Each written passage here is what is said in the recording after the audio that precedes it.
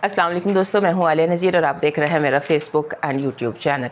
आज हम बात करने जा रहे हैं मंथ ऑफ अप्रैल के हवाले से कि जो अप्रैल का महीना है ये कैसा रहने जा रहा है दुनिया के लिए, आपके लिए इंडिविजुअली इसका इम्पैक्ट कैसा है। Because this month is a very strong month, very unusual, very different.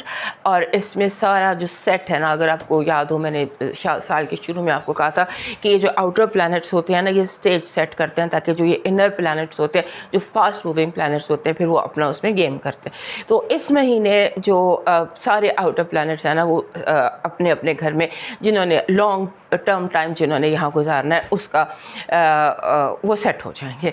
और वो भी मैं आती हूँ उस तरफ। और उसके बाद फिर ये कि इस पूरा महीना सारे प्लैनेट्स डायरेक्ट रहेंगे, यानी कि अपनी अपनी स्ट्रॉन्ग, अपनी अपनी स्ट्रेंथ, अपनी अपनी पावर में रहेंगे। सो ये एक पुरसकून महीना नहीं है, इसमें बहुत सारे टर्निंग पॉइंट्स हैं हमारी इंडिविजुअल लाइफ्स में भी, हमारी नेशनल लाइफ्स में भी, और हमारी ग्लोबल जो एनवायरनमेंट है उसमें भी बहुत सारे आ रहे हैं। और ऐसा लगता है कि जैसे इस हफ्ते ये हफ्ते कह रही हूँ, इस महीने शराब टूटेंगे बहुत ज़्यादा, इल्यूजन्स ब्रेक होंगे और हम रियलिटी का सामना करेंगे। फॉर एग्ज़ाम्पल, जैसे हम समझते थे कि अमेरिका इनविंसिबल है, सो ये जो शराब बहुत सारे लोगों के जहनों में था और जिस पर हम बता रहे थे आपको काफ़ी अरसे से कि ऐसे नहीं है, वो भी आपको समझ आ जाएगी। बिकॉज अमेरिका पे आने वाले दिनों में मैं बात करूँगी एस्ट्रोलॉजिकली ओनली। सो और उसके बाद फिर अमेरिका जो है उसके लिए एक जो यूरेनस है उसका जेमिनी में आना इसके लिए हमेशा से प्रॉब्लम रहा।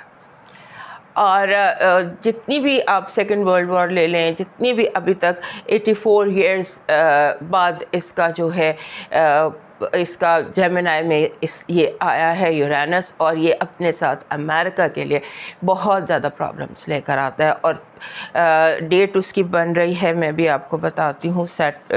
खैर वो मैं आपको 27 अप्रैल को जेमिनी में आ जाएगा, and that is the time जिसके बाद वन आफ्टर अनदर आपको सरप्राइजेस मिलना शुरू हो जाएंगे अमेरिका के हवाले से। उसके बाद फिर ये है कि इस महीने सारी दुनिया ही और हम भी इंडिविजुअली धुंध में से निकल के एकदम सनलाइट में आ जाते हैं, रोशनी में, रियलिटी में आ जाते हैं। रियलिटी पसंद है या नहीं है, क्योंकि हम अपने इल्यूजन्स में रहना चाहते हैं, अपने शराबों के पीछे भागना चाहते हैं, अपनी जंजीरों में जकड़े रहना चाहते हैं, लेकिन कुदरत कभी कभी हमें हकीकत दिखाना चाहती है। सो अब हम हकीकत देखने के मूड में आ गए हैं। इस हफ्ते की जो सब हफ्ता माफ़ कर दीजिएगा, क्योंकि मैं हफ्ते पर वर्किंग करती हूँ तो वो मुँह से हफ्ता हफ्ता ही निकलता जाता। तो इस महीने ऐसे है कि सन ने एरीज से निकलकर टॉरस में आ जाना है, ये भी सख्त है। उसके बाद एरीज में पांच एनर्जीज होंगी ये जो महीना है अप्रैल का।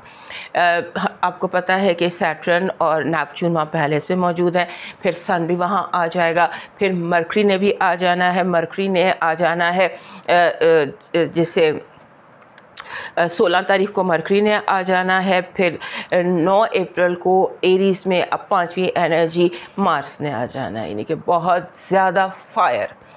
और उस पर ज़्यादा अहम ये कि जो नया चांद है, जो कि जिसको हम रीसेट टाइम कहते हैं, नया चांद हमेशा रीसेट टाइम होता है, तो इस दफ़ा नया चांद भी, यानी कि छठी एनर्जी भी एरीज में ही तलू होगी। चांद जो है उसने एरीज में तलू होना। सो ये जो सारे बनता है ना सिलसिला, ये वॉलेटाइल कर देता है। वॉलेटाइल मीन्स के बहुत तेज़ी से तब्दीलियाँ, बहुत तेज़ी से ज़िंदगी का चलना, बहुत तेज़ी से हालात का बदलना, वो सारा कुछ हो जाता है। और ये जो लॉन्ग टर्म ग्लोबल शिफ्ट है वो अप्रैल 2026 से शुरू हो रही है। एंड बी मोर प्रिसाइज, नया चांद जब तलू होगा, आई थिंक 16-17 को नया चांद तलू होगा एरीज में, that is the resetting time.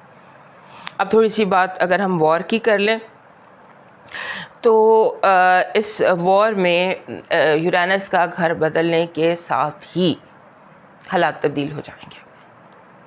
And this time war का ख़त्म होना मुझे दिखाई नहीं देता, ईरान की हार मुझे दिखाई नहीं देती, बहुत ज़्यादा वायलेंस अभी देखना बाकी है। लेकिन यहाँ पर जो अरब वॉर है कि सारी अरबी मुल्क लड़ने लग जाएं, ऐसा भी दिखाई नहीं देता। ऐसा लगता है कि जैसे कोई हमला, खामोशी हो सकती है, कोई बड़ा हमला नहीं हो सकता। इजिप्ट की साइड से कोई प्रॉब्लम आती नज़र आती है। जब हम नक्शा पढ़ते हैं एस्ट्रोलॉजी में अपने हिसाब से, जब हम मुल्कों को पढ़ते हैं, तो इजिप्ट जो है, मिस्र, वो शायद कोई बहुत अच्छा रोल प्ले ना करे, और बाकी सऊदीया जो है वो नेगोशिएशंस के ऊपर वर्क करेगा।